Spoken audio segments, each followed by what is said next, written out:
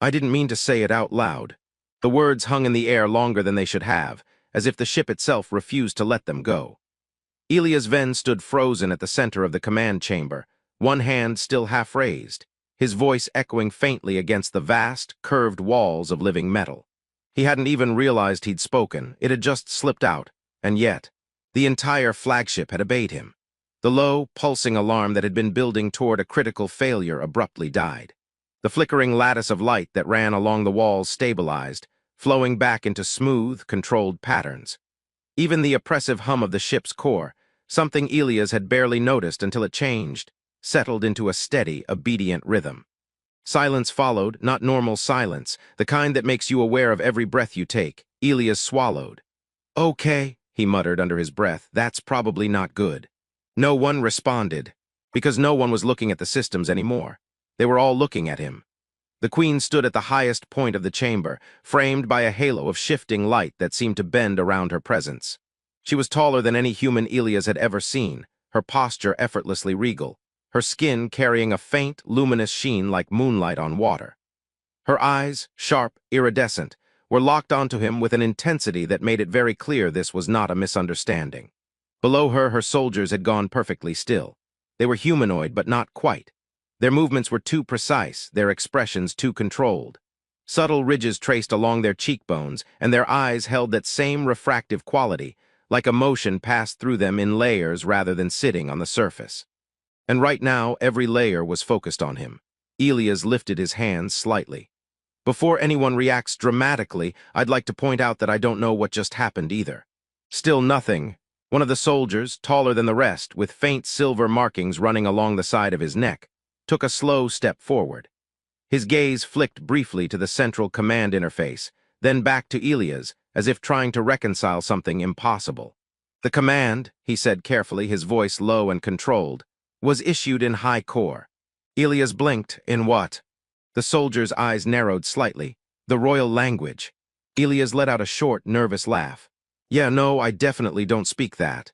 Another soldier shifted behind him, her voice quieter but edged with tension. "The ship registered full compliance." "That's great," Elias said quickly. "Love that for the ship, big fan of compliance. But I'm just the translator, so if someone important wants to—" "You are not a translator." The Queen's voice cut through him, not loud, not sharp, but absolute. Elias turned toward her slowly, his throat suddenly dry. "I am," he said, though it sounded weaker than he intended. "That's literally why I'm here." Her gaze didn't soften. "You were brought here to observe," she said, "to interpret lesser dialects, to remain peripheral." "Ouch." Elias gave a small shrug. "Peripheral is kind of my thing." A faint ripple moved through the soldiers, something almost like discomfort, though none of them broke formation. The Queen descended one step from her elevated platform, and the light around her shifted subtly, responding to her movement as if it were alive. "But the ship," she continued, "does not respond to peripheral voices." Elias glanced at the central interface, then back at her. "Look," he said, trying to keep his tone steady, "whatever just happened, it was clearly a glitch. You said the system was failing, right?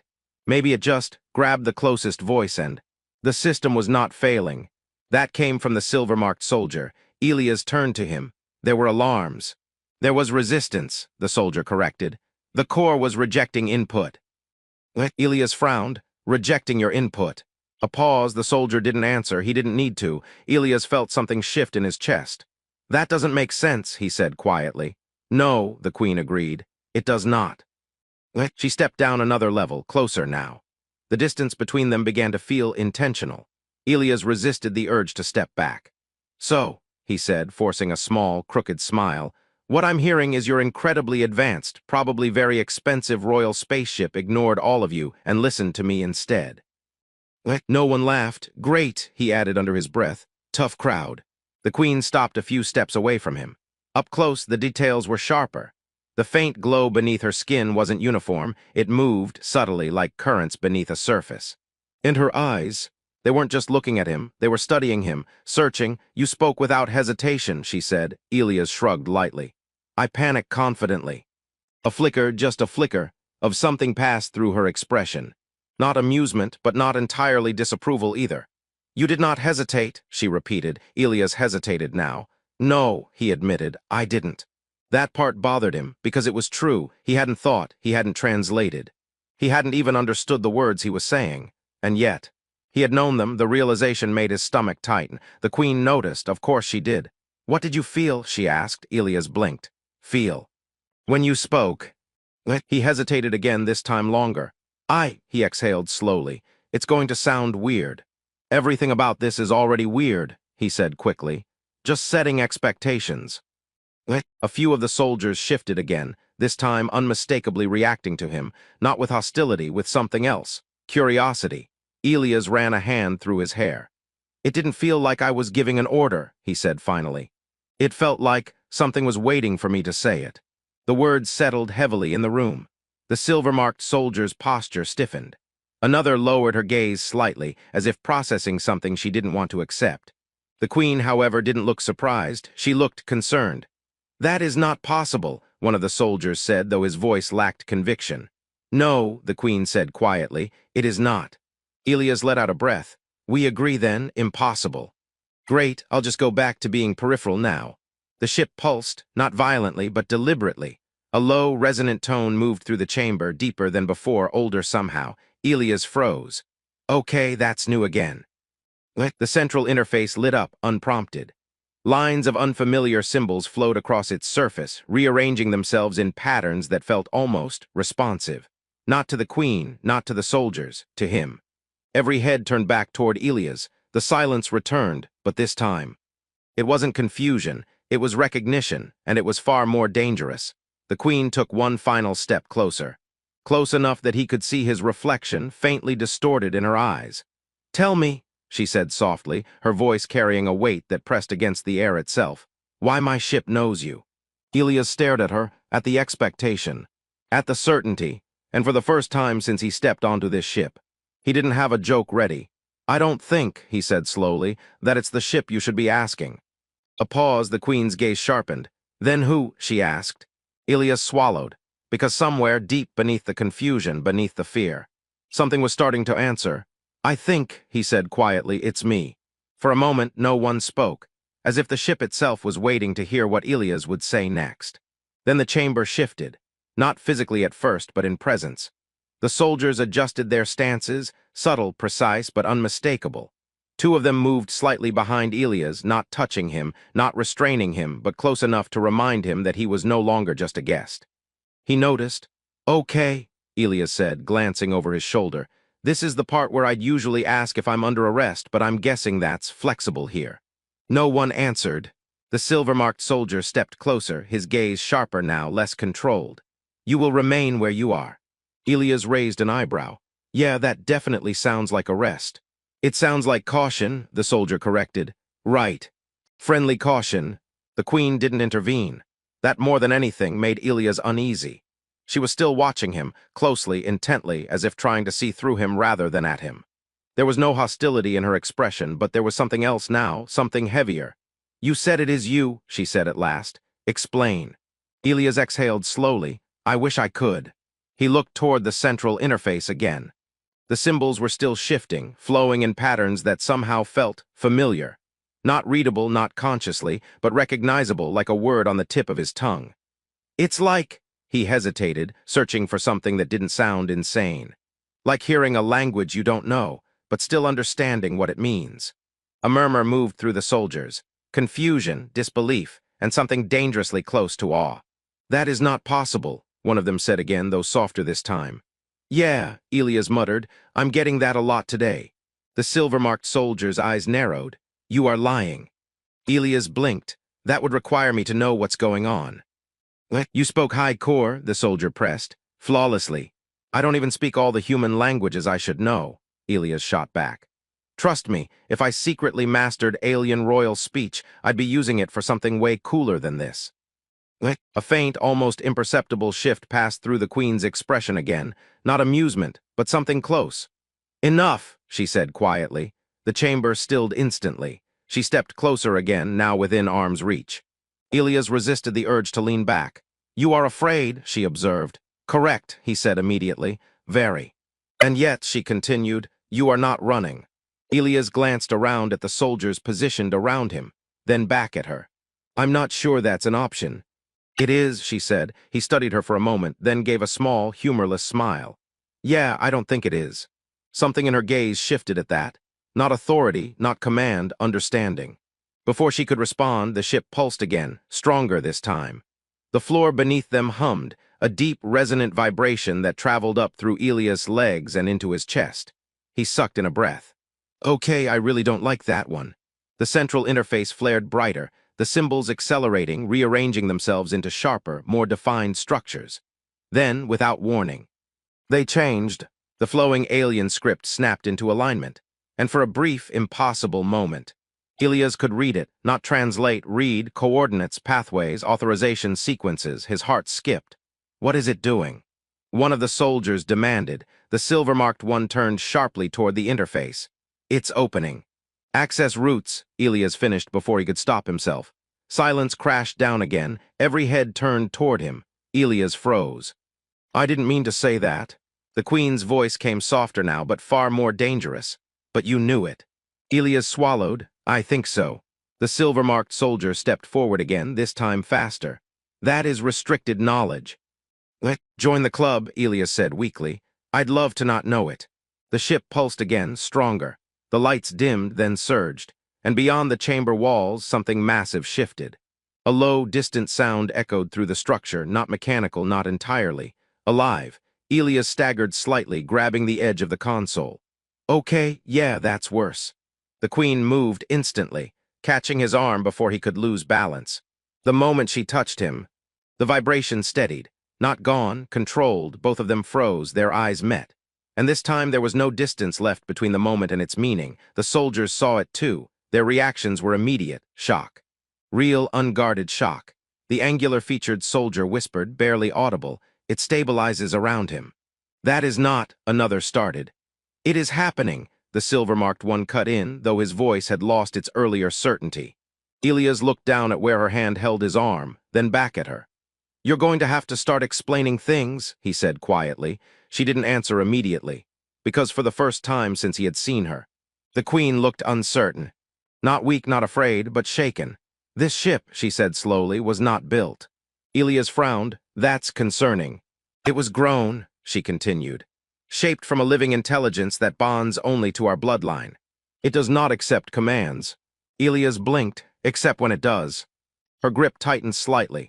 It does not accept commands, she repeated more firmly this time. Elias met her gaze. Then why did it listen to me? The question lingered between them, and for once, no one had an answer. The ship pulsed again, but this time, it didn't feel like a warning. It felt like recognition. The central interface shifted once more. And slowly, deliberately, a new sequence appeared, not directed at the Queen, not at her soldiers, at him. Elias stared at it, his breath catching. I think, he said quietly, it wants me to do something. The silver-marked soldier stepped forward immediately. You will not touch that interface. Elias didn't move, didn't look away. Yeah, he said softly, that's the problem. Because deep down, beneath the fear, beneath the confusion, something inside him already knew what would happen if he did. And worse, it knew how. Don't, the silver-marked soldier said, his voice no longer controlled but urgent. You don't understand what you are triggering. Elias didn't look at him. He couldn't. Because the moment the sequence appeared, something inside him had gone quiet. Not empty. Clear. The fear was still there, sitting heavy in his chest, but beneath it was something stronger, something steady, like a current he had always been standing in without realizing it. I think I do, he said softly. The Queen's hand was still on his arm. He felt it tighten. Elias, she said, and this time his name wasn't a command. It was a warning. He turned his head slightly, just enough to meet her eyes. For the first time, the distance between them felt different. Not ruler and outsider, not power and irrelevance, something else. If I don't do this, he said quietly, what happens? She didn't answer immediately, because she already knew. The ship pulsed again, stronger. The chamber lights flickered, and beyond the walls, that deep, living resonance began to fracture into something unstable. The silver-marked soldier spoke instead, his voice tight. The core will escalate. It will attempt to reassert control across all linked systems. Without a recognized authority, it could destabilize entire transit networks. Elias exhaled slowly. So bad. Yes, the soldier said. Catastrophic. Elias nodded once, then looked back at the interface. Yeah, he murmured, that tracks. The symbols shifted again, almost impatient now. Waiting, for him. Behind him, he could feel the weight of every gaze in the chamber, suspicion, disbelief, fear. And something else. Hope, that was new. He let out a quiet breath, rolling his shoulders slightly. You know, he said, glancing briefly over his shoulder, this is not what I thought my job description would turn into. No one replied, but a few of them, just a few, reacted, not with tension, with something softer. The queen stepped closer, close enough that when she spoke again, her voice was only for him. If you do this, she said, there is no returning to what you were. Elias let out a small, almost amused breath. I don't think that option exists anymore. Her eyes searched his, and for the first time, she didn't look like someone giving an order, she looked like someone asking, "Who are you?" She whispered. Elias looked at her, at the uncertainty she wasn't used to showing, at the weight she carried. Then he glanced back at the interface, at the impossible thing that had chosen him before he even knew it existed. I don't know, he admitted, a pause, then quieter. But I think I'm about to find out. And before anyone could stop him, he reached forward, his hand met the surface of the interface. The reaction was immediate. The chamber didn't just light up. It came alive. The walls surged with flowing patterns, brighter than before, faster, more intricate. The low hum of the ship expanded into something vast and resonant, like a voice awakening after centuries of silence. Elias gasped. Not from pain, from clarity. It wasn't overwhelming this time, it was right. Information didn't flood his mind, it aligned. Paths unfolded, commands formed, not learned, remembered. Behind him, the soldiers staggered slightly, some instinctively stepping back as the ship's presence intensified. This is impossible, one whispered. No, the silver-marked soldier said, his voice quieter now, stripped of resistance. It is recognition. The queen didn't move. She stood beside him, watching not the ship, him. Elias' posture straightened without him realizing it. The hesitation was gone, the uncertainty. Replaced, his voice when he spoke wasn't louder, but it carried. Stabilize core alignment, he said. The words weren't translated. They didn't need to be. The ship obeyed, instantly. The violent resonance smoothed into a controlled flow. The flickering lights stabilized into a steady, luminous glow. The shifting patterns across the walls slowed, synchronizing into something deliberate, something unified. The entire flagship. Calmed silence followed, but this time, it wasn't tense. It was reverent. Elias lowered his hands slowly. The connection faded, but not completely. It lingered, like the ship was still aware of him. He exhaled, steady now. Okay, he said quietly. That felt different. No one laughed, because no one was looking at the systems anymore. They were all looking at him, but the way they looked had changed. Gone was the suspicion. Gone was the disbelief. What remained was something deeper. The silver-marked soldier took a slow step forward. Then, without breaking eye contact, he lowered his head, not fully, but enough. Others followed, one by one, not submission, acknowledgement. Elias blinked. Oh, that's new. The queen didn't bow. She stepped closer instead.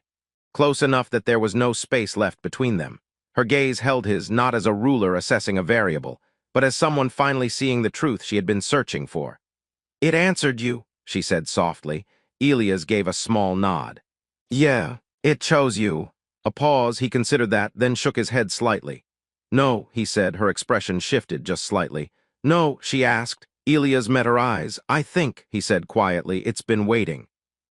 The words settled between them, and something in her expression, something guarded, something ancient, finally broke, not into weakness, into understanding. A breath left her, slow and steady. Then you were never outside this, she said. Elias gave a faint, crooked smile. Would have been nice to get a heads up. That finally drew the smallest flicker of something from her, not quite a smile, but close. Behind them the ship remained steady, alive, listening, no longer resisting, no longer searching, because it had found what it was waiting for.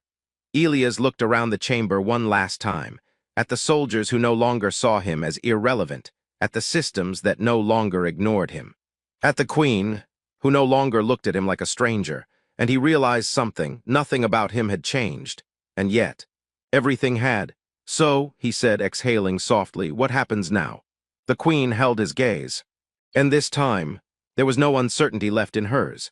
Now, she said, her voice calm, certain, and carrying far beyond the chamber itself. You stop being unseen. The ship pulsed once, not as a warning, not as a question, but as agreement.